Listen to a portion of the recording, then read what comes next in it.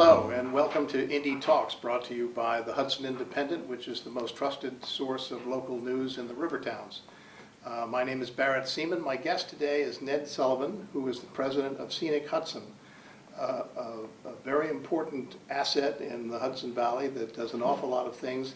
And Ned, if you could start us off, talk a little bit about the various issues that Scenic Hudson is involved in, projects that you have, without eating up the entire show, since we don't have a lot of time and you do an awful lot of stuff. Okay, Barrett, thank you. Thanks for having me on. I'm thrilled to be here. I'm a Westchester resident, or Westchester native, born in Yonkers and then moved to Mount Kisco, Bedford area, and so I always love coming down here.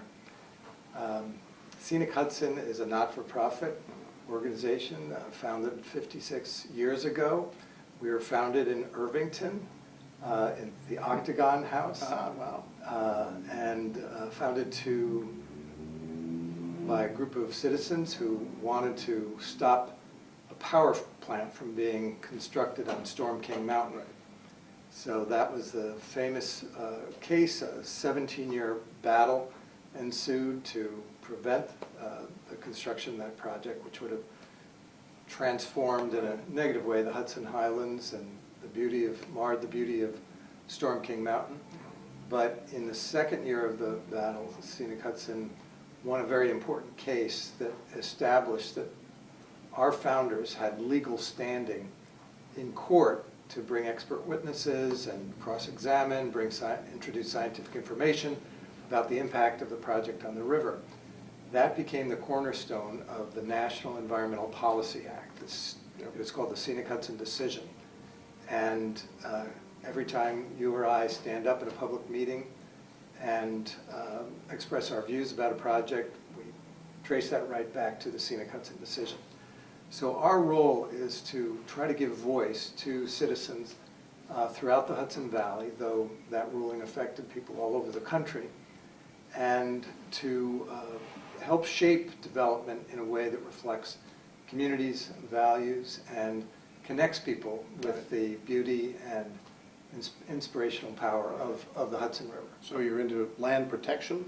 Yeah, when people, the elevator speeches, and we buy land and we create parks all along the Hudson.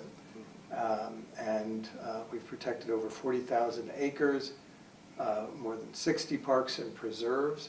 We also preserve working farms and have protected over 110 working farms, thousands of acres that are providing fresh, healthy produce to Westchester green markets and stores, and all the way down to Union Square and all the green markets throughout New York City, as well as restaurants. And all our farmers markets that we have up and down the... Exactly.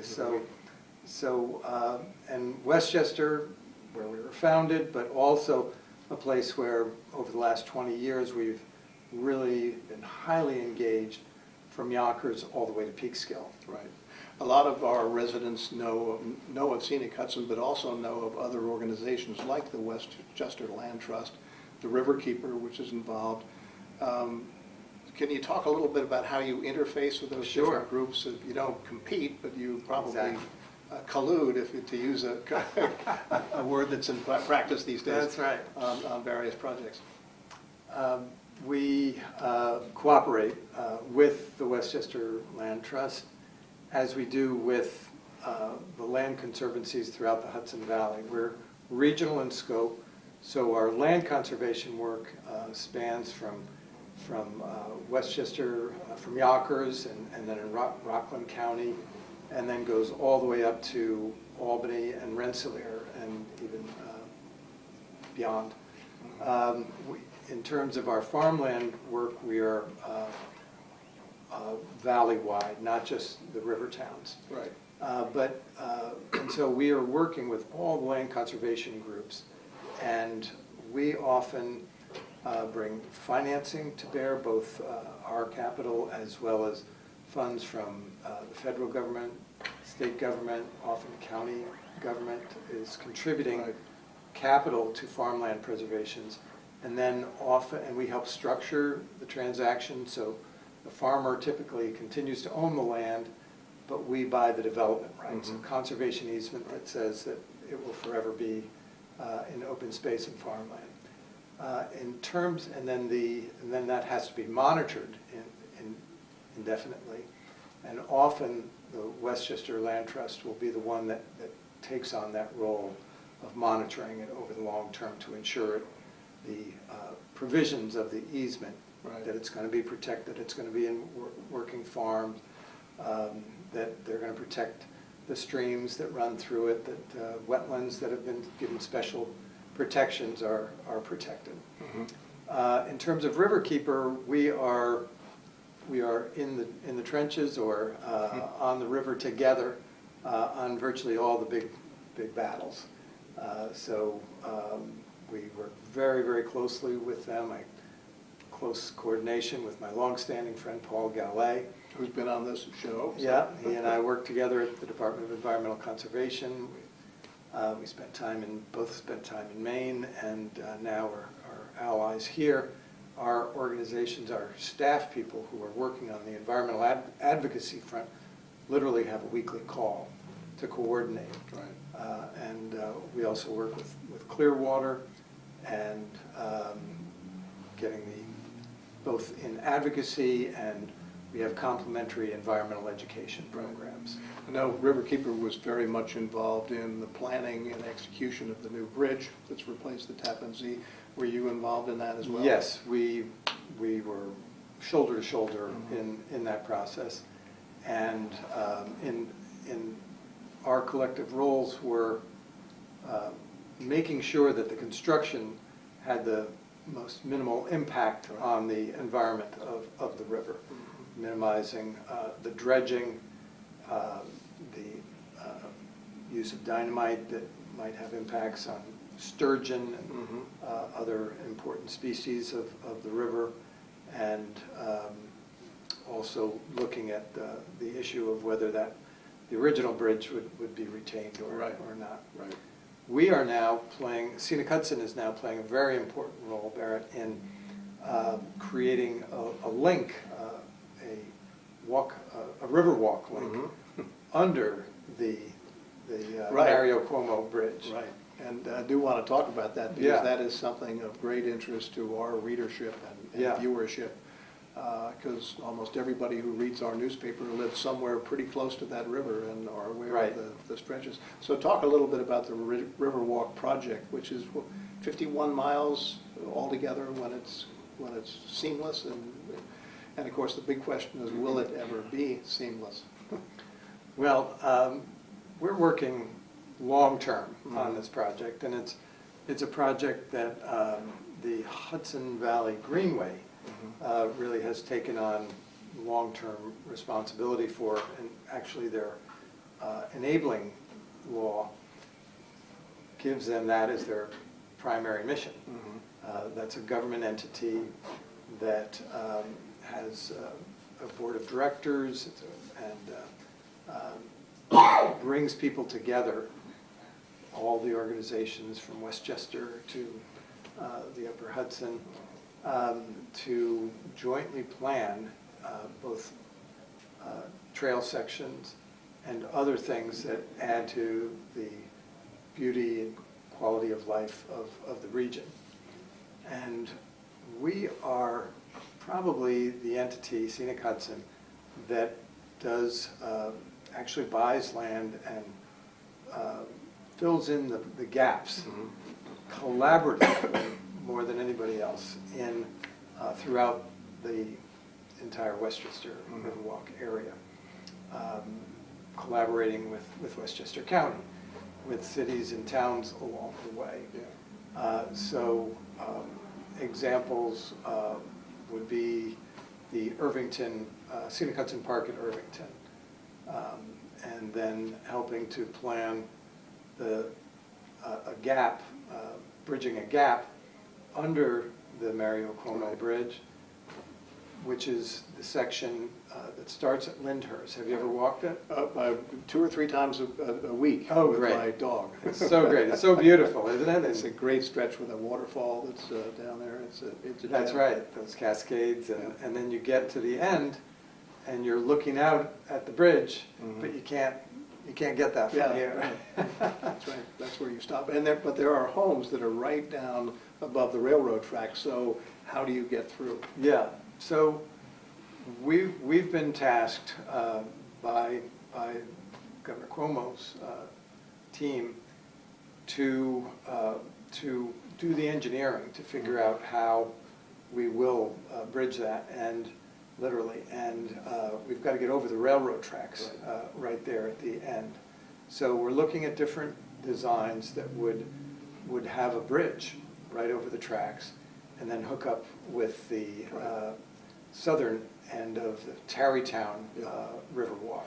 But the walk itself would be on the outside of the tracks, on the river side of the tracks? Yes, Up to Tarrytown. that's right. So given all the issues of safety, how do you do that in a way that it protects people? How do you do that in a way that foresees the possibility of climate change and water surge? Yeah, those are great Which we questions. all had to live with Sandy. That's right. Well, it's a work in progress, and we've been provided a grant by Governor Cuomo that enables us to work with all the stakeholders, Lyndhurst, the Tarrytown, the county, other groups, to plan it in a way that ties it in with the Empire Trail, with the pedestrian, the multi-use route that's going over shared use. the shared use bridge going over the Governor Mario Cuomo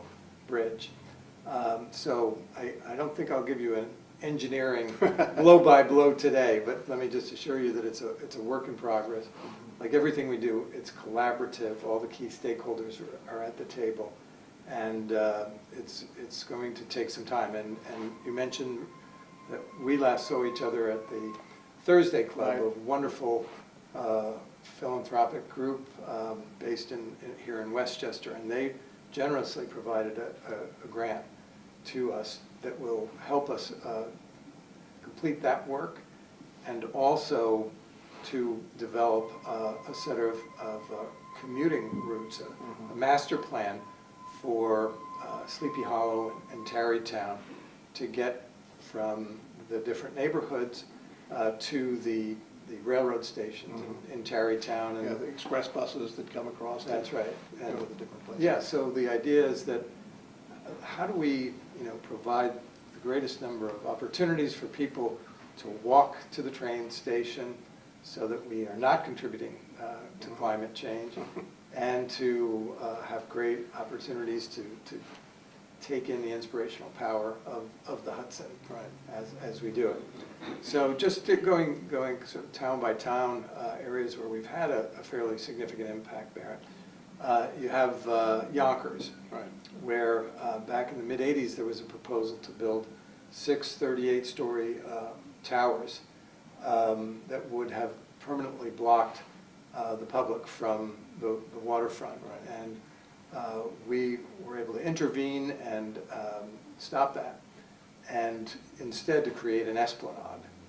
And then we went on to work with the mayor of Yonkers, or a series of mayors, including Mayor Spano, who's played a great role in this, and Governor Cuomo, and Groundwork Hudson Valley in daylighting the Sawmill River. Have you seen that? Yes. You've been down to Yonkers, and just right outside of the train station, you see now a babbling Who knew it was Sawmill there? River that was for decades under a parking lot, and paved over, and in a pipe. And under Mayor Spano's leadership, that has extended and implemented a vision that Scenic Hudson developed over a decade ago to daylight 3 different sections of the sawmill. 3 of them have been implemented now, and Mayor Spano is envisioning a 4th.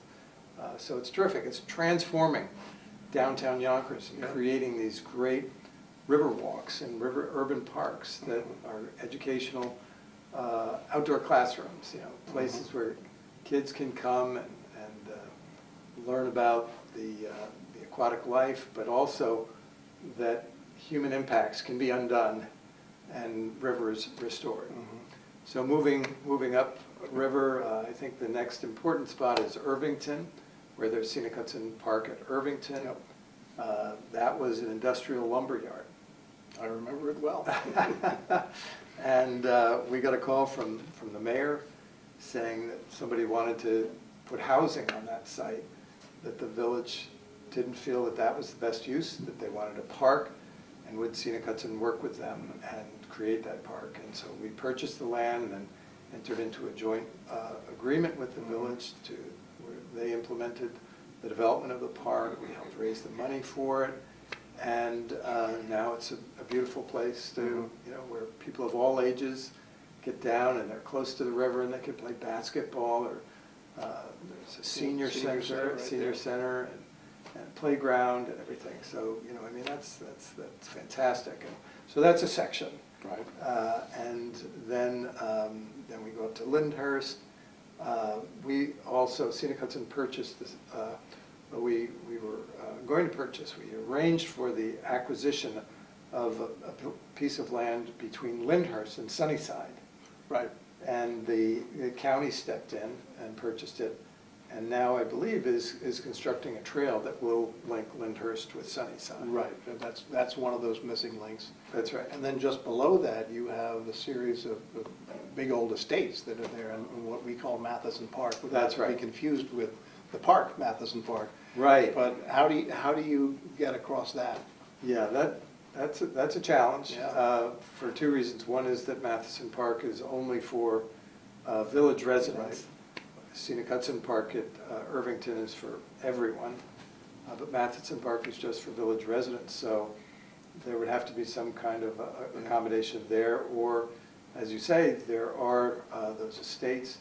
It is conceivable that there could be rights of way. Right. Granted, and that's So that might give the a tax benefit to the That's people right. who own those houses. That's right. Which they will badly need, given the property taxes that are hitting those people. That's right. That's right. So then, just moving up to Sleepy Hollow, we have been involved for 20 years now in the redevelopment of the General Motors site. Right. Sorry, I missed Scenic Tarrytown. Hudson Park in Tarrytown. I skipped over that. But there, you had an asphalt plant on the waterfront, and a great townhouse development plan. Joe Cotter is the development of national resources. Right. And he was going to leave the asphalt plant there and build the townhouses. And we said, come on, we got to get rid of that asphalt plant.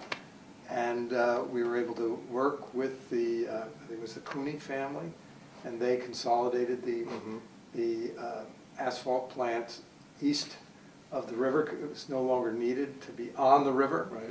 So they moved it over, I think it was to Hartsdale, or another place where they had facilities. Right. And now we have the Scenic Hudson Park at Tarrytown, beautiful. Yep, and that Village. right around all those. All the condominiums townhouses. And gets up to right to the Sleepy Hollow border. Now you've got Edge on Hudson, which is being developed. That's right. In that part, and as I understand it, that stretch is near complete. It's a work in progress, right? You actually have Ichabod's Landing first, and I think it's called Horan's Landing. Yeah, I wanted to talk to you about Horan's Landing, because that's another one where Joe Cotter wants to build a marina. What are your views on that? Does that fit into the plan? I don't know. I didn't You know weren't that. aware of that? It rings a bell, but Yeah. we're not directly involved. Well, it's something you might want to get involved in. Yeah, just to- we'll take a look. Yeah, and see whether, I know there is a feeling among some of the village that that's too narrow an inlet, and that building a marina there would not be a good use of I see.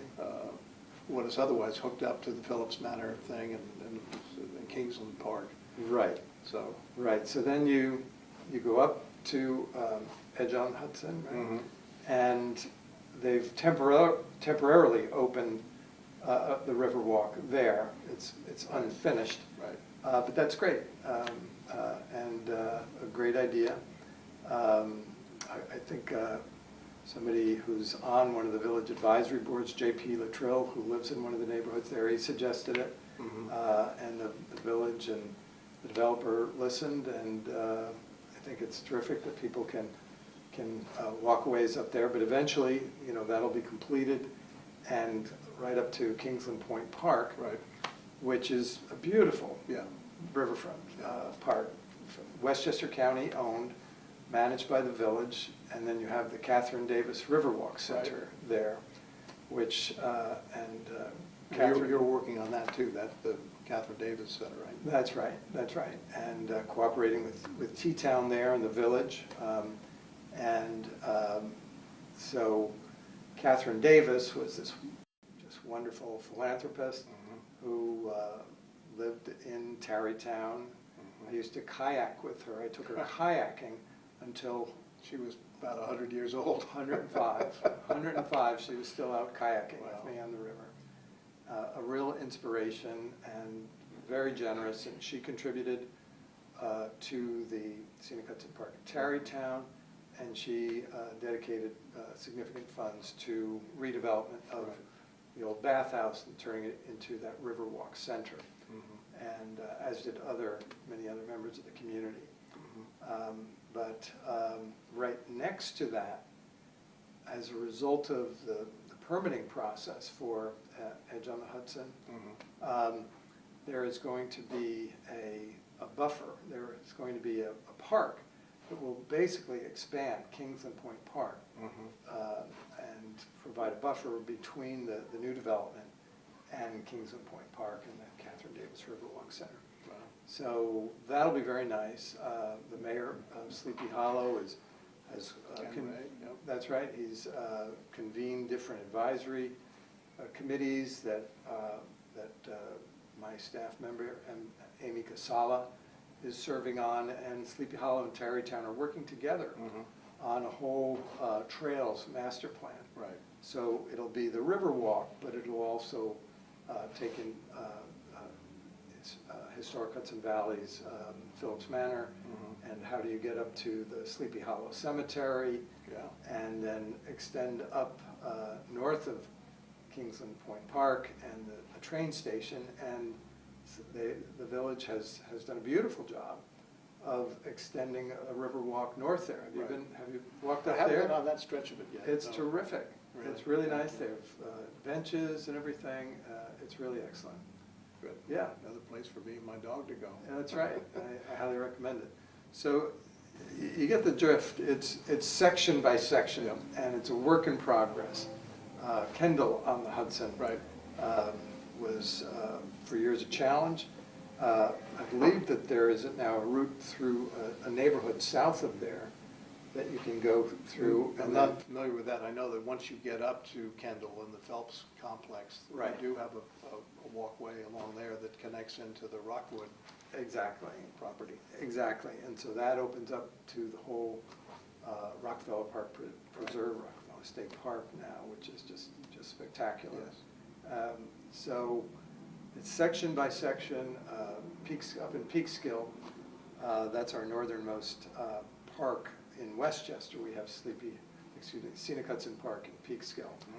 It was an industrial site. It's been cleaned up in a collaborative effort between Scenic Hudson and the city of Peekskill. So I can't say when we're going to have the continuous river walk, but we're at it. We're at work, always collaborating with the mayors, the community, the citizens, activists who are dedicated to this kind of thing. I know the Thruway Authority, when they planned the Mario Cuomo Bridge, they baked in quite a bit of money that was going to be distributed to the surrounding villages, Yes. which I assume is complementing what you're doing in terms Yes. of this. But how far can that go? I think it's all dedicated now. Right. I think those funds have been distributed, and none of the specific projects come to mind immediately, but Well, they all seem to spin off, coming off of that shared use path on the bridge and going That's right. both north and south. That's right.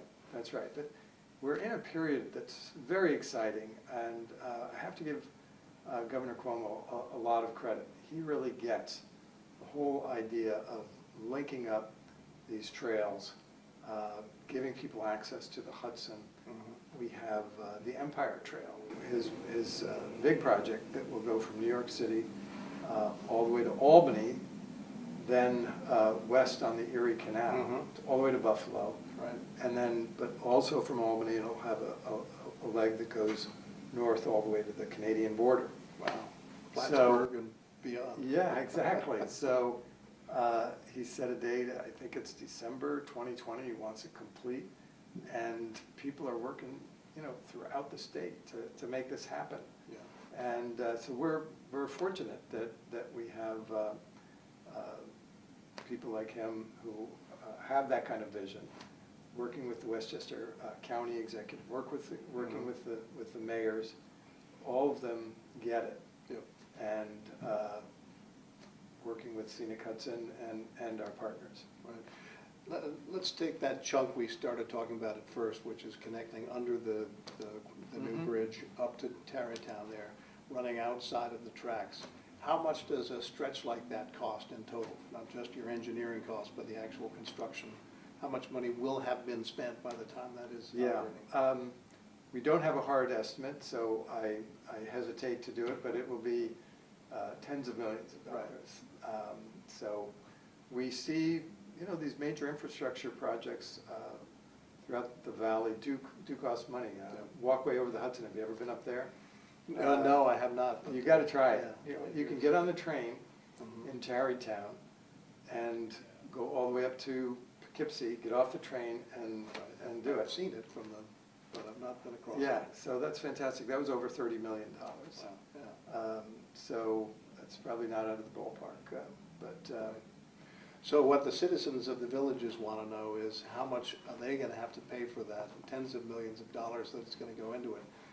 That's a question we're asked an awful lot is where is this coming from? Is it going to be come out of increased taxes? Is there going to be some sort of a surplus? They want to know whether they're going to be on the hook for all this. good question. Well, there's going to be, I think, a combination of private and government funds. Mhm. We think the ultimate project under the Mario Cuomo Bridge will require federal grants. Right. And so we are working now to lay the groundwork for application for So you could use an infrastructure bill, couldn't you? Yes, that would be great, and this would be a great little line item. I have a feeling we're not going to see that in the next I little know. while, but it would be nice. Yeah, there's another one, and one of the things that Scenic Hudson is promoting is a sense of shared identity throughout the entire Hudson Valley, whether you live in Yonkers or on the Palisades or all the way up to Albany and Troy. And this weekend, there's going to be an opening of something called the Hudson River Skywalk, which is one of the bridges of the New York State Bridge Authority that will link the Thomas Cole House with Olana, Frederick Wow. Church's Yeah. home and studio. So these were the pioneers of the Hudson River School of Painters. And Thomas Cole was Frederick Church's teacher. And the bridge and their homes are literally right across the river from each other. We're going to have to cut this off. I hate to do it because we're getting into some good stuff, but Ned, thank you very much for coming by. It's been great. Noon on Saturday. Okay.